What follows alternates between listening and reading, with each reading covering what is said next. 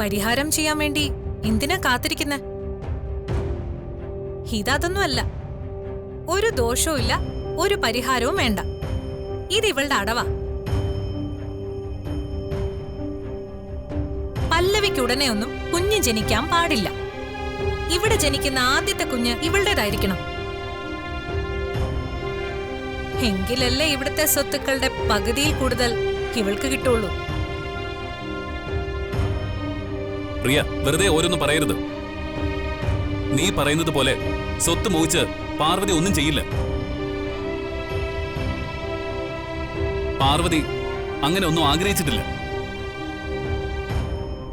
അതെനിക്ക് നന്നായിട്ടറിയാം. പാർവതി, താൻ എന്തിനാ വെറുതെ പഴി കേൾക്കുന്നത്? പല്ലവി തന്റെ അനിയത്തിയാണെങ്കിലും ഇപ്പൊ അവൾ വേറൊരാളുടെ ഭാര്യ. അത് താൻ മനസ്സിലാക്കണം. പല്ലവിക്കും വിപിനും അവരുടേതായ ലൈഫുണ്ട്. അതിനകത്ത് കയറി ആരും ഇടപെടാൻ പാടില്ല. അവരുടെ ശാന്തി മുഹൂർത്തം ഉടനെ നടത്തണമെന്നാണ് അവരുടെ ആഗ്രഹമെങ്കിൽ അത് ഉടനെ നടന്നേ തീരൂ.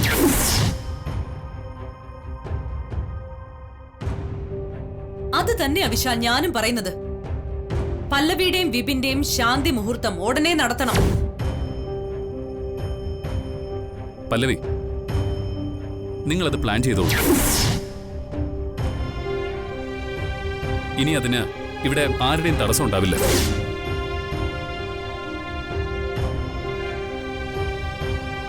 Thank you sir. ഈ നിമിഷം വരെ ഞാൻ ശരിക്കും വിഷമിച്ച് നിൽക്കുകയായിരുന്നു. അതാ ഞാൻ ഒന്നും മിണ്ടാതിരുന്നത്.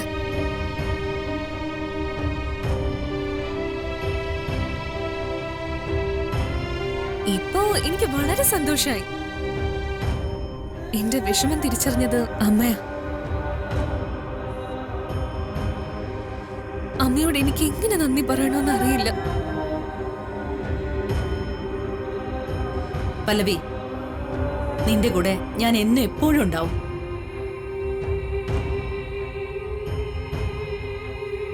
വിശാൽ, ശാന്തി മുഹൂർത്തം നടത്താൻ തീരുമാനിച്ച സ്ഥിതിക്ക് അതിന്റെ ഒരുക്കങ്ങളെല്ലാം പാർവതി നടത്തട്ടെ.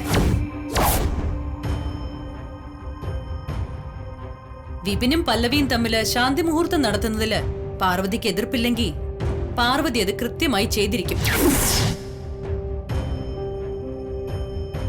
അല്ലേ പാർവതി? പാർവതി, അമ്മ പറഞ്ഞ നീ കേട്ടില്ലേ? വിപിന്റെയും പല്ലവിയുടെയും ശാന്തി മുഹൂർത്തത്തിന് വേണ്ട ഏർപ്പാടുകൾ താൻ തന്നെ ചെയ്യണം. തനിക്കെന്തെങ്കിലും പറയാനുണ്ടെങ്കിൽ ഇപ്പൊ പറയണം. എല്ലാം പാർവതി ചെയ്തോളൂ. ഇപ്പൊ പ്രശ്നങ്ങളൊക്കെ സോൾവ് ആയല്ലോ. ഇനി അമ്മയ്ക്കും വിനയ്ക്കും അകത്തേക്ക് പോവാലോ. ശരി മോനെ.